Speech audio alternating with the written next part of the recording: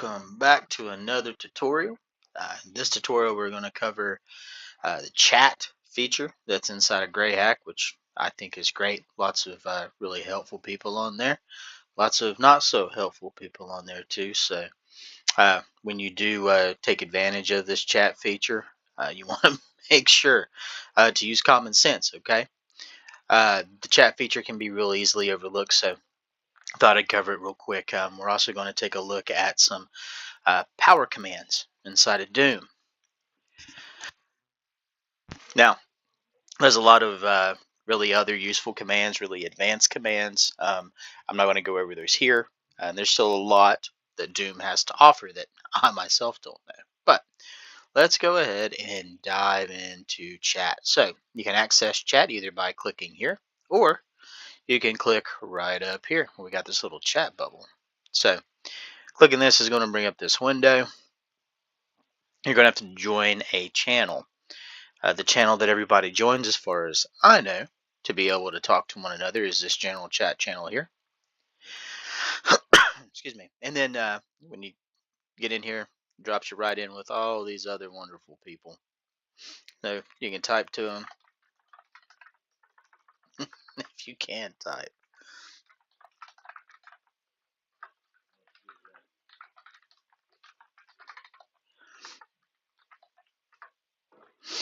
All right. You can also send some direct messages to people. So we'll send one to, I believe that's Pluto.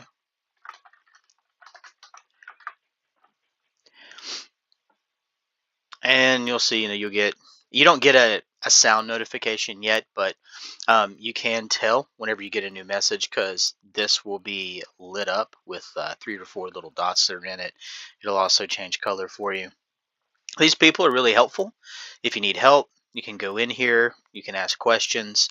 Just be wary of anyone asking for your email to send you any kind of applications or scripts for you to download. Those can very easily be R shells to give them control of your computer and to hack you.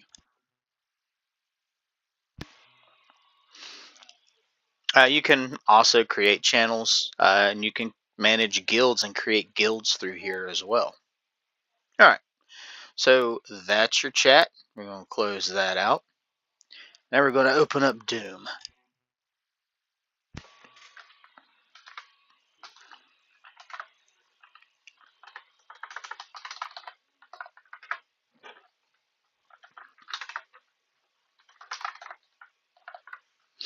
Now with Doom, whenever you install this, and I'll make a video on how to install Doom later, when you install this, it's going to ask for an encryption key. This key is so that if someone else was to get into your system, they can't steal some of your database files. They can't interact with your instance of Doom. And you also want to make sure you don't forget this encryption key, because if you do, the only way I have found to be able to reset that is to just completely uninstall your Doom instance. But GSQ may know of another way to do that. All right, so we're now in Doom. And we're going to go ahead and we're going to connect to some random proxies. Oh, if I could type. Having another day where my fingers do not want to cooperate with me on this keyboard. And we'll connect one more.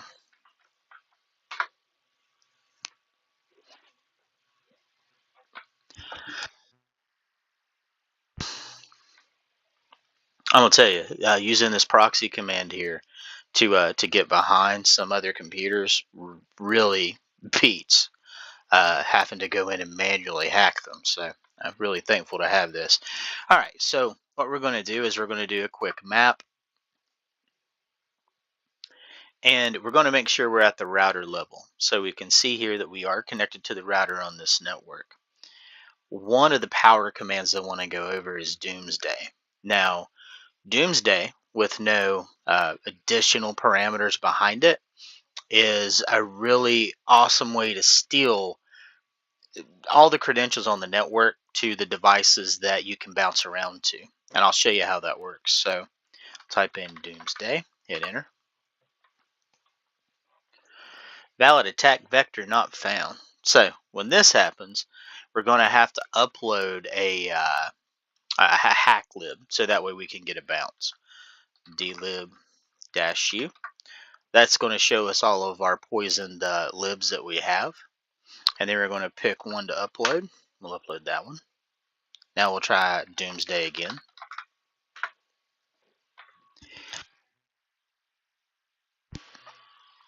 And now you can see it is just bouncing all over the place, stealing everything in sight. And there we go. It's went ahead and it's stolen the passwords for all the computers, the emails, and the user bank info. So really handy tool to have. I think it makes social engineering quite a bit easier to be able to just do a quick Doomsday command, see which IP has the credentials on it that you might need to reach, and then coordinate some social engineering emails to be able to get an R shell on that IP address. The next thing you can do is a Doomsday-C, I believe it is.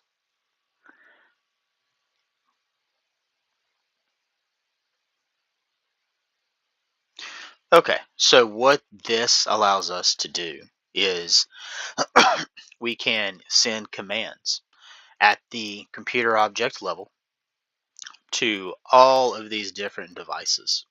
So let's say we wanted to get the file structure on every single one of these devices. We could do that just by sending ls. Really powerful command, really useful. I can see some ways where someone could cause a lot of havoc with this. But that's just one of the power commands here. Let's go ahead and take a look at another command that I think is really useful. Let's drop out. Well, I myself am going to have to see.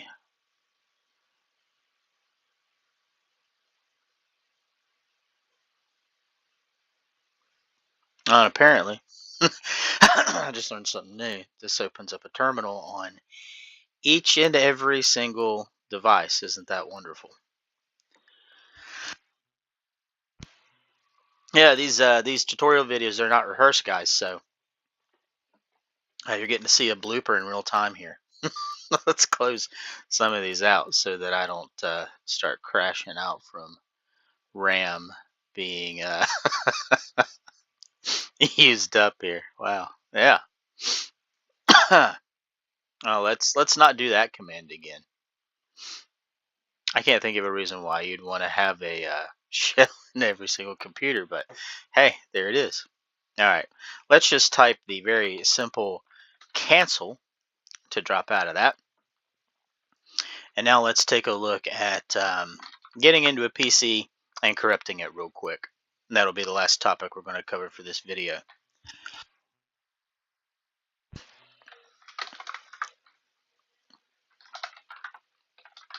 Okay, so we're going to go ahead and we are going to hack into this PC here on port 3306.